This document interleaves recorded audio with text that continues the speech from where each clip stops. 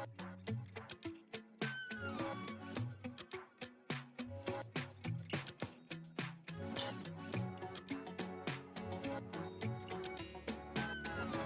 teman YouTube, kembali lagi bersama aku Fahmi. Aku seorang sport enthusiast yang kali ini ingin membagikan pengalamanku menggunakan sepatu Adidas Infinity Sense. Oke, sebelumnya aku ingin mengatakan bahwasanya sepatu ini saya beli dengan uang saya pribadi dan saya tidak dibayar oleh pihak manapun untuk membuat review sepatu ini. Jadi ini murni pendapat pribadi saya, dan jika nanti ada hal-hal yang berbeda dengan apa yang saya rasakan, nanti bisa berdiskusi di kolom komentar. Oke, Adidas Infinity Sense itu yang tertera dalam website dan juga marketplace dari Adidas. Kita akan bahas yang pertama dari uppernya terlebih dahulu ya teman-teman. Untuk uppernya sendiri, Adidas menyebutnya dengan nama Metaskin gitu. Kalau teman lihat bahwasanya di upper ini terbuat dari seperti plastik begitu ya, yang cukup tebal dan sangat kokoh, dan ini akan bakal awet sih kalau saya lihat. Dan memang kalau teman-teman tarik atau gosok dengan jari ini tidak stretch kayak gitu, dan ini emang dibuat seperti ini, thicknessnya seperti ini agar mungkin sepatu ini awet. Untuk breathability sebenarnya sepatu ini sih cocok untuk digunakan di hawa yang tidak panas ya, karena ini cukup tebal dan ini sangat awet dan tidak stretch. Jadi kalau untuk bahan-bahan upper yang tidak stretch ini biasanya enak kalau buat apes gitu. Jadi tidak ada perlambatan. Jadi ketika teman-teman mau langsung gas gitu, sepatu juga langsung keikut untuk to off, dan itu sangat membantu teman-teman yang ingin berlari lebih cepat seperti itu. Nah, kalau teman-teman membandingkan ini dengan bahan knit begitu, jelas beda kegunaannya. Kalau untuk bahan-bahan seperti ini emang Adidas ingin membuat sepatu ini untuk pelari-pelari yang pengen transisi dari slow pace ke up pace dengan lebih smooth seperti itu. Untuk fit di punggung ini terbilang standar ya kayak gitu. Dan untuk sama seperti upper yang non-stretchnya pada ini nyaman-nyaman saja begitu.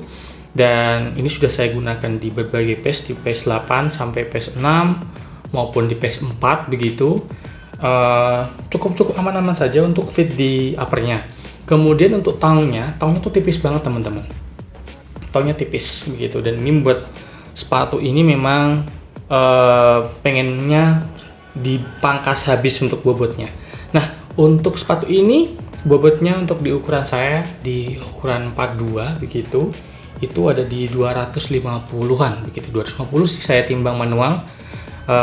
Mungkin untuk di nomor di atas 42 akan jauh lebih berat begitu. Kemudian untuk pada heel counternya ini memang ya, kalau di bagian heel counter ini memang seperti kurang mengunci begitu. Namun ini bisa diatasi dengan runner's knot begitu, karena juga tersedia untuk lubang paling ujung. Jadi teman-teman biasanya kalau para pelari itu ada namanya simpul pelari atau runner's knot kayak gitu, yang biasanya itu dipakai dengan lubang paling ujung yang sebelah sini begitu. Dan ini sudah tersedia di Adidas Infinity Sense. Terus kemudian ini ketika runner's knot dipakai tadi untuk heel counter yang mungkin saya anggap ini kurang nyaman, itu tidak terasa teman-teman. Jadi ketika menarinya dengan tepat begitu, heel counter yang mungkin kurang empuk begitu, itu nggak kerasa sih, itu nggak kerasa karena dari heel belakang ini memang tidak terlalu tebal paddingnya, terus kemudian di lock seperti ini, jadinya enak gitu. Jadi perhatikan untuk mau up pace biasanya sih harus pakai runner's knot. Tapi kalau teman-teman tidak mau up pace begitu, ini juga nggak terlalu ganggu sih teman-teman. Kalau teman-teman pakai pace 8, pace 7, pace 6 itu di heelsnya ini tidak terlalu mengganggu begitu sih. Jadi bagian heel counter ini tidak terlalu mengganggu. Terus kemudian untuk di insole-nya ini nggak ada yang spesial. Memang insole-nya ini dibuat tipis karena mungkin seperti yang saya tadi sampaikan, Adidas ingin membuat seri ini itu menjadi seri yang ringan kayak gitu. Nah, nanti juga ada teknologi yang menjadi andalannya. Ini untuk untuk insole-nya. Tipis dan tidak ada cushioning begitu, karena emang mungkin ditujukan untuk berlari lebih cepat kayak gitu. Terus kemudian untuk di midsole teman-teman, dari Adidas mengatakan bahwasanya ini teknologinya bernama nano foam. Jadi ini nano foam memiliki karakter yang lembut, ringan, dan bouncy teman-teman. Jadi ini memang untuk foamnya ini nano foam ini memang sangat bouncy begitu, empuk, dan kalau kita timbang pun ini sangat ringan karena 250 gram seperti ini. Dan karena ini tuh bouncy dan cukup empuk ya teman-teman. Ini kalau teman-teman gunakan di pace rendah itu tetap enak, jadi nggak keras. Jadi beda dengan sepatu karbon yang lain. Nanti kita akan bahas juga tentang sisi teknologi karbonnya. Dan memang dari yang paling membuat sepatu ini spesial itu adalah jelas Powerfly Plate Tech gitu, atau carbon plate-nya lah kayak gitu. Jadi sepatu ini sudah ada carbon plate-nya teman-teman. Sini sudah terlihat, ini sudah ada carbon plate. Jadi sepatu ini sudah ada carbon plate-nya, dan memang ini uniknya teman-teman, carbon plate-nya ini tidak seresponsif sepatu karbon yang pada umumnya. Mungkin kalau teman-teman pernah mencoba seperti Metaspeed Edge kayak gitu, atau mungkin mencoba beberapa sepatu yang berkarbon plate lainnya, biasanya pantulannya tuh galak teman-teman. Jadi kalau teman giniin, nah, itu membal ya. Nah, membal teman-teman. Jadi enggak. Nah, ini membal karena sepatu ini sudah ada carbon plate-nya. Jadi coba lagi ya. Nah, mental teman-teman, itu bukti bahwasanya ini carbon plate-nya ini aktif kayak gitu. Dan ini biasanya carbon plate itu kalau digunakan di slow pace teman-teman, itu tuh keras. Coba aja di beberapa sepatu seperti apa ya? Ya Metaspeed ya, mungkin saya untuk penggunaan sepatu carbon plate di Metaspeed Edge maupun Metaspeed yang lainnya itu keras teman-teman. Dan tolakannya lebih kencang daripada ini. Ini belum. Nah, dan ini cukup tadi itu tolakannya cukup oke gitu. Yang kemudian sepatu ini cukup fleksibel. Nah, cukup ya, bukan fleksibel banget, tapi ini cukup fleksibel. Karena kenapa? Carbon plate-nya ini tidak segalak carbon plate yang lainnya. Jadi cocok banget dengan teman-teman yang baru saja pengen mencoba sepatu carbon plate. Sepatu ini sangat cocok banget. Nah, ini tuh kombinasi yang sempurna menurut aku, karena dari midsole yang empuk, bouncy kayak gitu, terus kemudian untuk carbon plate-nya cukup membal tapi tidak keras, tidak membal banget ya, tidak repulsinya nggak galak banget. Jadi ini sangat cocok untuk teman-teman yang ingin berlari cepat begitu. Kita akan ke sisi outsole. Outsole-nya ini dari Adidas menyebutnya ini adalah ultra grip rubber. Jadi dari penempatan posisi rubbernya itu dari dua bagian, belakang sama depan begitu, dan yang tidak di bagian tengah seperti itu ya.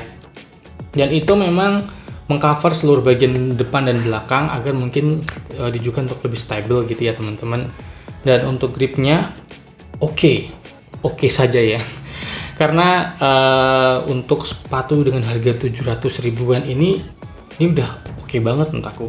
Jadi ini udah aku coba sejauh 60 kilo, nanti bisa cek di Strava aku, dan ini aku gunakan di berbagai pace 5 sampai pace dari pace 5, 4, 5 sampai 8, dan jaraknya aku juga gunakan di jarak-jarak pendek, banyak di jarak pendeknya juga paling jauh ini sekitar 12 kilo begitu sih.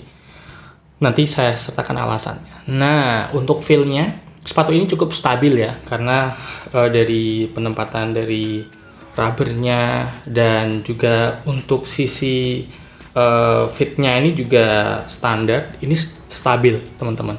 Dan ini anehnya adalah sepatu ini kalau dibuat slow pace, kalau di saya itu ya pace 7 sampai pace 6, 8, 7, 6 itu, atau 6 atau 5 lebih dikit itu, ini masih empuk. Ini masih empuk sekali. Jadi ini masih empuk, dan anehnya kalau kita gunakan di pace kencang, karbonnya kerasa. Ini beda banget dengan sepatu-sepatu karbon lain yang dimana sepatu carbon plate itu kalau dibuat pelan tuh nggak enak teman-teman. Ini masih enak. Mungkin karena nanofoamnya yang empuk, terus kemudian untuk carbon plate-nya juga nggak terlalu keras begitu. Nah, kemampuan dari carbon plate ini akan keluar kalau teman-teman gunakan di pace-pace tinggi, pace 5 sampai pace 4 begitu, dan itu muncul teman-teman. Jadi kayak hentakannya jadi muncul. Dan itu yang kedua adalah teman-teman biasanya itu harapkan kalau pakai sepatu ini akan lebih kerasa kalau teman-teman punya short ground contact. Jadi kalau di bawah itu cepat gitu. Jadi ground contactnya lebih cepat. Nah, ini lebih terasa.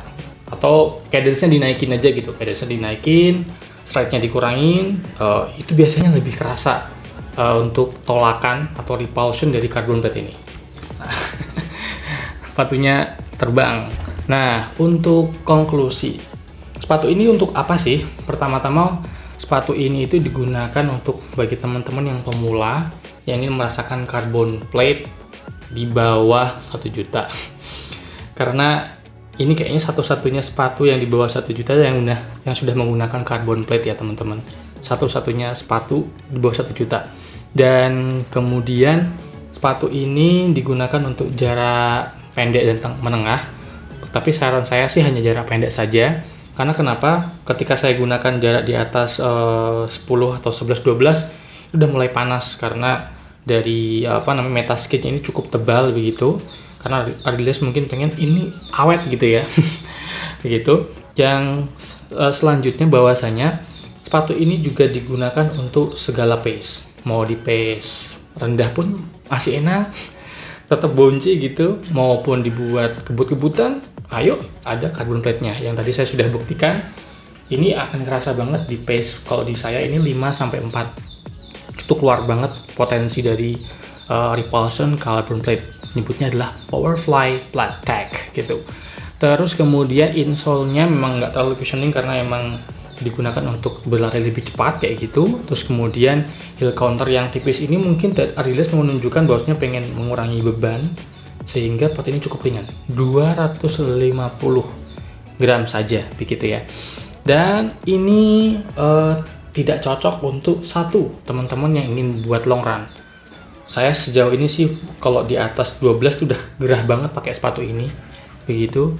Yang kedua, teman-teman yang pengen sepatu yang cukup breathable, ini kurang breathable menurut saya begitu. Dan selanjutnya bahwasanya kekurangan sepatu ini adalah satu doang sih, talinya ini takut terlalu pendek kalau kita mau mengoptimalkan lubang yang paling belakang untuk membuat runner's knot. Itu saja kalau dari saya. Dan apabila kalau teman-teman tanya ke aku, sepatu ini apakah layak dibeli? Saya jawab, saya sangat layak dibeli bagi teman-teman yang satu butuh sepatu carbon plate dan segala medan, kecuali long run ya teman-teman. Nah, itu saja dari saya. Nanti kalau ada teman-teman yang punya experience lain, punya pendapat lain, silakan nanti kita diskusi di kolom komentar. Dan semoga review ini membantu teman-teman untuk menentukan sepatu mana yang cocok bagi teman-teman. Itu saja dari saya. Terima kasih. Sampai jumpa.